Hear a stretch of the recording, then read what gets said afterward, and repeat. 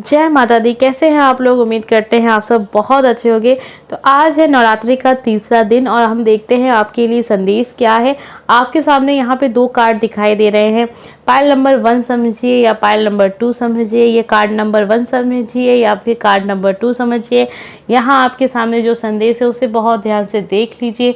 शनि का कार्ड है, बुध का कार्ड है, आपको जो कार्ड सही लग रहा है उस कार्ड को चुन लीजिए रीडिंग के लिए, या फिर इस पे जो लिखे संदेश है उसे पढ़िए। उसके बाद जो संदेश आपके जीवन से कनेक्ट हो रहे हैं उसे चुन लीजिए, ठीक है। उसमें आपको आपके सवालों के जवाब मिल जाएंगे। हम नवरात्रि के 9 दिन ये विशेष जो संदेश है वो आपके लिए ले आएंगे। ये आपके जीवन के लिए सच में बहुत ज़्यादा बदलाव वाले संदेश रहेंगे, जिसमें पता चलेगा कि जीवन में आपको किस तरीके से अगर आप बढ़ते हैं आगे तो आप तरक्की करेंगे। तो चलिए देखते हैं जिन लोगों ने भी कार्ड नंबर 1 चुना। अगर आपने ये वाला कार्ड चुना है तो आइए देख लेते हैं कि इस कार्ड में क्या संदेश है आपके लिए। तो जो सबसे पहले कार्ड आ रहा है वो है विकास की धीमी गति से निराश ना हो, हर प्रयास का समुचित फल मिलेगा, धैर्य धरें और निरंतर प्रयासरत रहे। देखिए ऐसा होता है ना कि कर्म जब फल देता है तो कभी कभार बहुत सारे लोग को बहुत जल्दी उसका फल मिल जाता है, कभी कभी बहुत वक्त लग जाता है, बहुत वक्त में बहुत साल भी आ जाते हैं। हो सकता है आप बहुत साल वाले में से हों, आपको अभी तक आपकी परिश्रम का कोई भी फल नहीं मिला है, जिससे आप बहुत निराश होते चले जा रहे हैं। बहुत सारे लोग के मन में ऐसा भी होगा कि आप उस कार्य को छोड़ देना चाह रहे होंगे जिस कार्य को आप कर रहे हैं। आप जिस कार्य में सफलता चाहते हैं उस कार्य को आप छोड़ देना चाह रहे होंगे। आपके मन में इतनी निराशा आ चुकी है जिससे आपको लग रहा है कि शायद अब आपका, शायद भी नहीं, आपको पूरा यकीन हो चला है अंदर से कि नहीं, आपको नहीं होने वाला, कुछ भी अच्छा नहीं होने वाला इस चीज़ में, और आप धीरे धीरे उस कार्य से दूर जा रहे हैं। ऐसा आपको बिल्कुल भी नहीं करना है। आप कहते तो होंगे अपने मुंह से कि नहीं इस काम को मैं करूंगा या करूंगी, लेकिन अंदर से जो एक है ना कि आपने मान लिया है कि वो कार्य का कोई भी परिश्रम का फल आपको नहीं मिलने वाला। लेकिन ये कार्ड आपके लिए है कि विकास की धीमी गति से निराश नहीं होना है आपको। आपने जो भी परिश्रम किया है उस सब का फल आपको मिलेगा, लेकिन वक्त लग सकता है, तो उस वक्त का इंतज़ार कीजिए और धैर्य बना के रखिए उस वक्त तक, ठीक है। इसका मतलब कि आपको आपके परिश्रम का फल ज़रूर मिलेगा, ठीक है। और वक्त लग सकता है ना, वक्त ही तो लगेगा बस, लेकिन परिश्रम का फल तो मिलेगा ना आपको। उस कार्य को कभी मत छोड़िएगा। हो सकता है कि आप स्टूडेंट हैं या फिर आप कोई ऐसी पढ़ाई कर रहे हैं, मान लीजिए हम उदाहरण के तौर पे कहते हैं जो हमारे देश में सबसे बड़ी तैयारी लोग करते हैं यूपीएससी की तैयारी, आप आईएएस बनना चाह रहे हैं, आपका सिलेक्शन नहीं हो पा रहा है, कभी आप इंटरव्यू नहीं क्लियर कर पा रहे हैं, कभी आप प्री नहीं क्लियर कर पा रहे हैं, कभी आप मेंस नहीं क्लियर कर पा रहे हैं, ठीक है। तो ऐसे ही कोई बहुत बड़ा फील्ड होगा जिसमें आप पढ़ाई कर रहे हैं, लेकिन इसका बिल्कुल ये मतलब नहीं है कि आपको वहाँ से सफलता नहीं मिलेगी। आपने जितना परिश्रम किया उसका फल तो आपको ज़रूर मिलेगा, वक्त लग सकता है, ठीक है। शनि का कार्ड आपके लिए है और शनि का कार्ड है तो आप समझ सकते हैं कि कर्म फल ज़रूर मिलता है, ठीक है।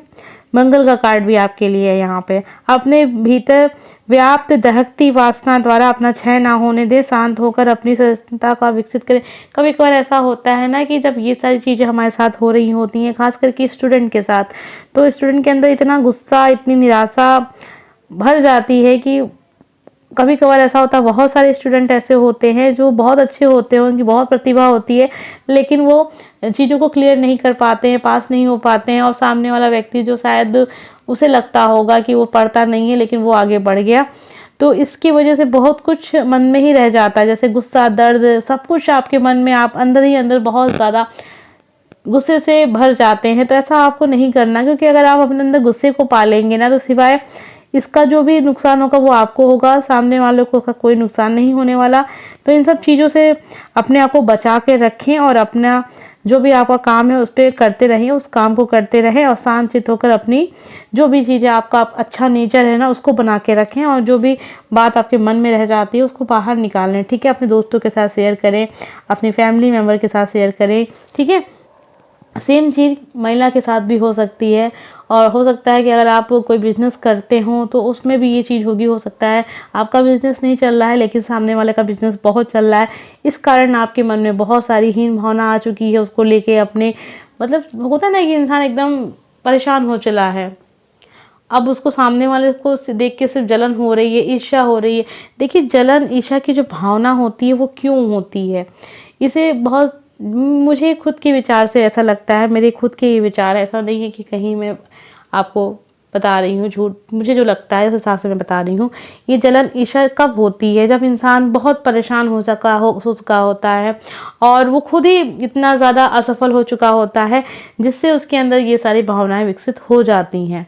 ठीक है, ये उसमें उसकी कोई गलती नहीं है। गलती का कहें तो वो उस चीज़ के लिए कहेंगे कि वो इंसान इतना ज़्यादा असफल होता चला गया कि उसके अंदर ये सारी चीज़ें आ गई। ठीक है, अगर वो वक्त पे सफल हो जाता तो शायद उसके अंदर इतना ज़्यादा जलन दूसरों को लेके नहीं होती।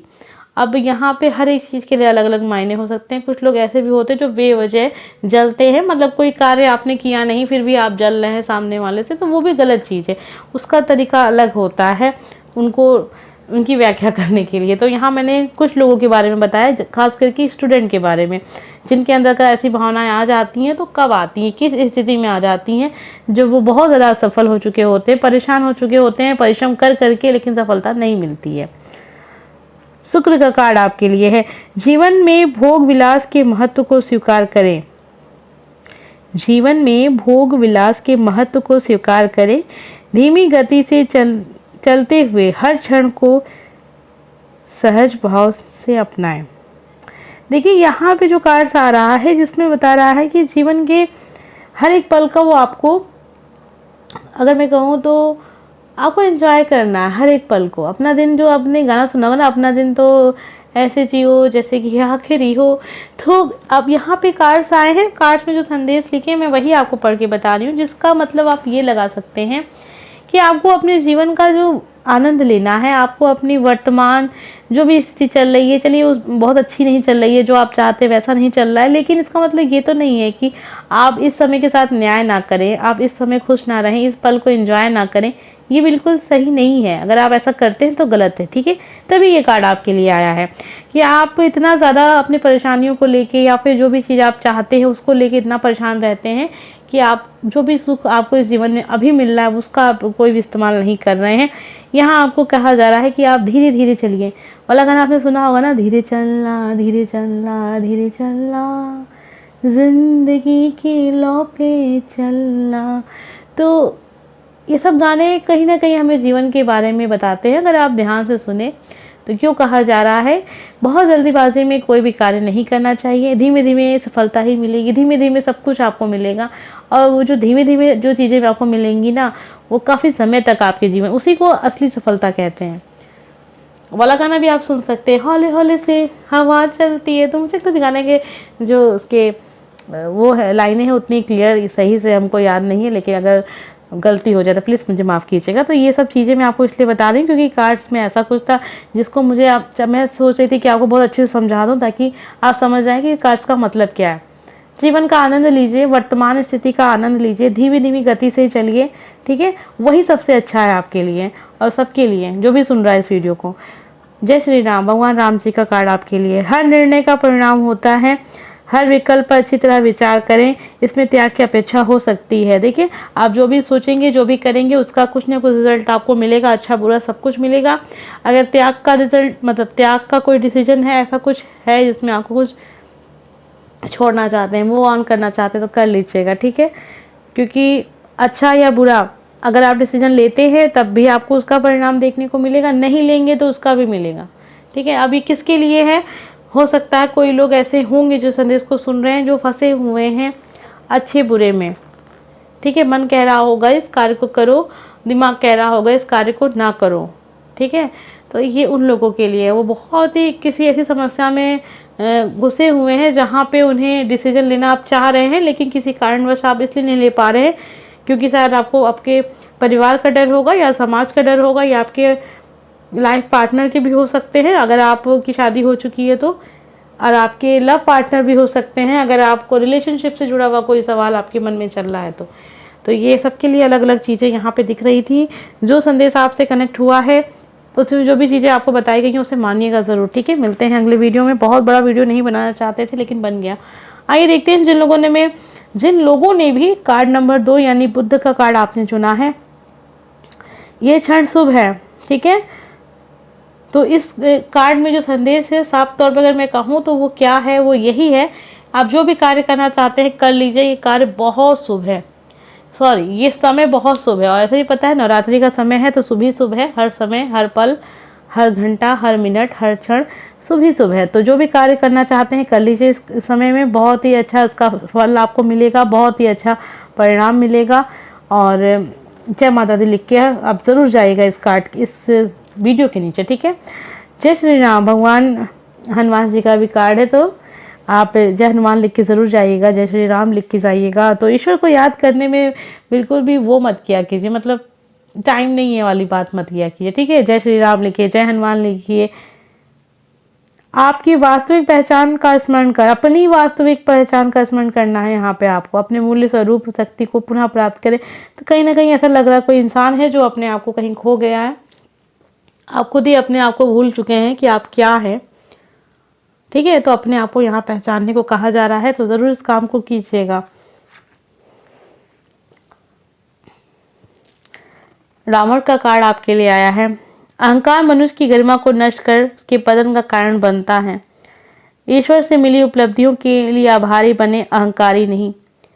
बहुत सारे लोग के साथ ऐसा भी हो सकता है कि आप लाइफ में अभी बहुत ही खुश हैं, बहुत सफल हैं, सब कुछ है आपके पास, तो आपको यहाँ पे आभारी बनने के लिए कहा जा रहा है, अहंकारी बनने के लिए नहीं कहा जा रहा है। और ये आपके फायदे के लिए ही कहा जा रहा है, ठीक है। अहंकारी अगर आप बन गए ना तो इसमें आपका ही नुकसान होगा, इसमें किसी का नुकसान नहीं होगा, आपका ही होगा, क्योंकि अहंकार ही पतन का कारण है। रावण के पतन का कारण क्या था? अहंकार था ना। तो ठीक है, ये आपके लिए संदेश है। अगर आप इसे मानते हैं तो अपने लिए ही मानेंगे, नहीं भी मानते हैं तो इसमें आप ही का नुकसान होगा और किसी का नहीं। अगर आप किसी ऐसी स्थिति में हैं जहाँ पे आप बहुत खुश हैं, बहुत ज़्यादा खुश हैं और अभी आपको किसी चीज़ की कमी नहीं है या फिर किसी की भी कमी नहीं है, तो ऐसा पद प्रतिष्ठा आप पा गए हैं तो उसकी गरिमा को बना के रखिएगा और अहंकार बिल्कुल मत लाइएगा अपने अंदर, अहंकारी बिल्कुल भी मत बनिएगा। क्योंकि अगर आप अहंकारी बन गए, ठीक है, जिस पल आप अहंकार आपके मन में आ गया, आपके अंदर आ गया, उस पल समझ लीजिएगा आपका पतन शुरू हो गया, ठीक है, आपके पतन का कारण बनेगा। वायु का कार्ड आपके लिए है। भावनाओं से विचलित ना हो, अपने ध्यान को तत्व सार एवं श्वास में केंद्रित करें। तो ठीक है, यहाँ पे आपको कोई भी कार्य को लेके बहुत ज़्यादा खुश होके भी आपको कोई निर्णय नहीं लेना है, बहुत ज़्यादा दुखी होके भी आपको कोई निर्णय नहीं लेना है। अपने आप को थोड़ा सा कंट्रोल में रखें, बहुत ज़्यादा आपको भावुक नहीं होना है, बहुत ज़्यादा खुश भी नहीं होना है, ठीक है। अपने अंदर एक स्थिरता लाएं, मतलब स्थिर रहें, बहुत ज़्यादा आपको उतार चढ़ाव वाला अपना नेचर नहीं बनाना चाहिए। अगर ऐसा कुछ है आपके अंदर तो धीरे धीरे कार्य कीजिए, अपने अंदर उस बदलाव को आप ले आइए जिससे ऐसा हो कि आप ना ही बहुत सारी खुशी हो जाए या ना ही बहुत सारा दुख हो जाए अचानक से आपको, ठीक है। तो ये नेचर की बात होती है। कभी कभी हम भावनाओं में बह के भी बहुत सारे ऐसे गलत फैसले ले लेते हैं जो आगे चल के हमारे लिए ही समस्या बनाते हैं। तो देखिए, यहाँ मैं जो भी बातें आपको कहती हूँ, अगर आप इसे मानते हैं तो अपना ही भला करेंगे, नहीं भी मानते हैं कोई बात नहीं, आप ही के लिए ये संदेश है। किसी का कुछ नहीं जाने वाला यहाँ से, ठीक है। यहाँ किसी को फ़ायदा नहीं होने वाला, किसी को नुकसान नहीं होने वाला, आपको ही फ़ायदा होगा तो आपका ही नुकसान होगा, सब कुछ आपके लिए यहाँ पे है। उम्मीद करते हैं आपको आज का संदेश पसंद आया होगा। अगर अच्छा लगा है तो प्लीज़ लाइक करके जाइएगा और जय श्री राम, जय हनुमान, जय माता दी सब कुछ लिख के जाइए। ओम साई राम भी लिख के, जो आपका इच्छा करे लिख के जाइए, चाहिए तो सब कुछ लिख के जाइए। इतना वक्त तो आप निकाल लीजिए ईश्वर के लिए कि आप उनका नाम ले सकें। तो मिलते हैं अगले वीडियो में। Bye friends.